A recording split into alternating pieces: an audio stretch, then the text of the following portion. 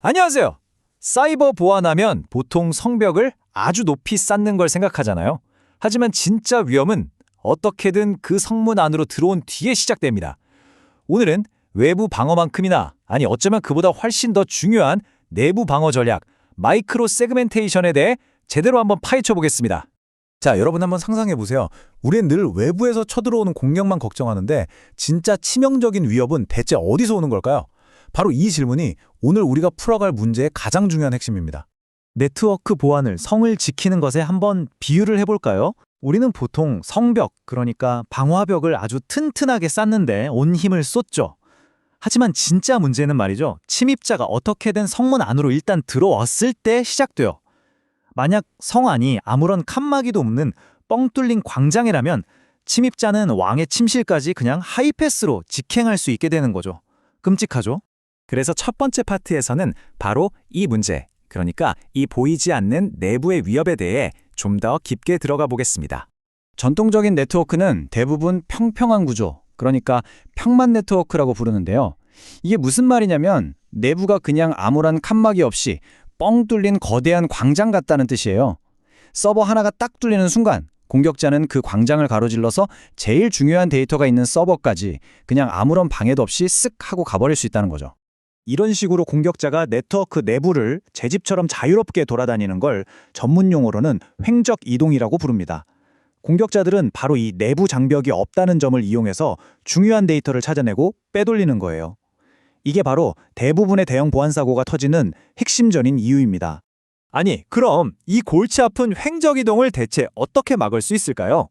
바로 여기에 대한 해답이 오늘 우리가 이야기할 마이크로 세그멘테이션입니다. 마이크로 세그멘테이션의 핵심은요, 아주 작게 쪼갠다는 거예요. 거대한 광장이었던 네트워크를 수백, 수천 개의 작은 방으로 나누고 그 방마다 전부 자물쇠를 채우는 개념이라고 보시면 돼요. 여기서 방 하나는 개별 서버가 될 수도 있고 심지어는 특정 애플리케이션 하나가 될 수도 있습니다. 다시 성비호로 돌아와 볼게요. 성문 하나만 덜렁 지키는 게 아니라 성 안에 있는 모든 방, 모든 창고, 모든 복도마다 강력한 자물쇠를 채우는 겁니다. 그래서 모든 중요한 자산 주위에 눈에 보이지 않는 보안 거품을 씌워주는 거죠. 설령 한 곳이 뚫리더라도 그 피해가 딱 그 거품 안에서 끝나게 만드는 거예요. 여기서 진짜 강력한 점이 뭐냐면요. 보안 정책을 IP 주소 같은 고정된 주소값이 아니라 그 워크로드에 신원이나 역할에 직접 부여한다는 점이에요. 예를 들어 결제 앱이라는 이름표를 딱 붙여주면 이 앱이 서버 A에 있든 클라우드 환경에서 새로 생긴 서버 B로 옮겨가든 이 결제 앱 전용 보안 규칙이 그림자처럼 졸졸 따라다니는 거죠. 와, 이거 진짜 똑똑하지 않나요? 특히나 서버가 막 생겼다 사라지는 그런 동적인 클라우드 환경에서는 이게 얼마나 중요한지 감이 오시죠? 자, 그런데 왜 갑자기 이 마이크로 세그멘테이션이 이렇게까지 중요해진 걸까요?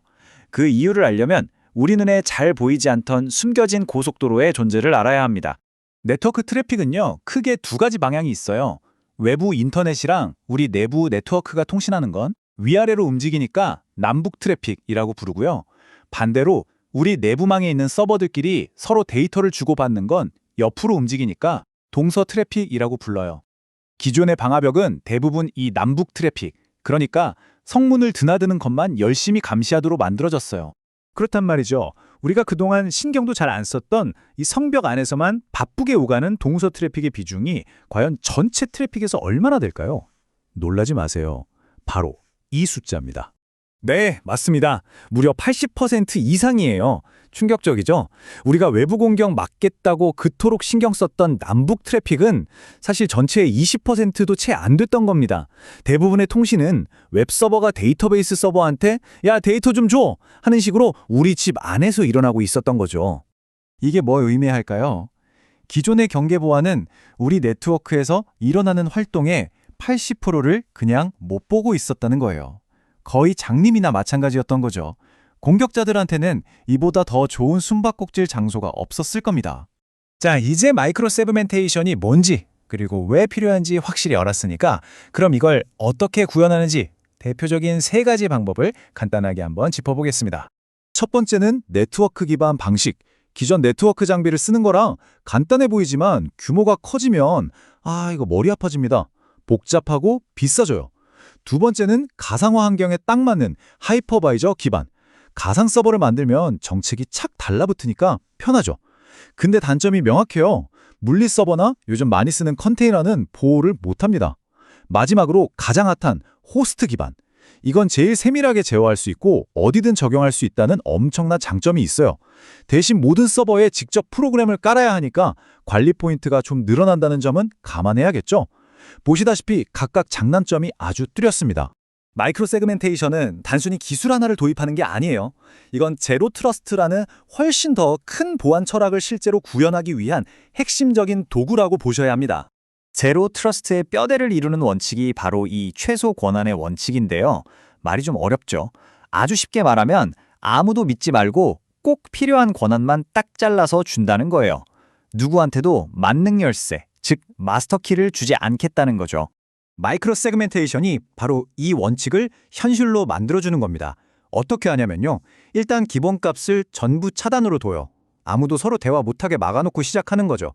그런 다음에 결제 앱은 데이터베이스랑은 꼭 얘기해야 해 하는 식으로 정말 꼭 필요한 통신 경로만 하나씩 명시적으로 허용해 주는 거예요. 그래서 이런 말이 나오는 겁니다. 보안은 더 이상 나중에 덧붙이는 기능이 아니다. 아키텍처 자체에 내장되는 것이다. 이게 정말 중요한 패러다임의 전환이에요. 예전에는 사고가 터지면 그때 가서 수습했다면 이제는 건물을 지을 때부터 지진에 견디도록 내진 설계를 하듯이 시스템을 설계하는 첫 단계부터 보안을 아예 구조에 녹여 넣는다는 거죠. 마이크로 세그멘테이션이 바로 그 중심에 있는 거고요. 자, 오늘 이야기의 핵심 다시 한번 정리해 볼까요?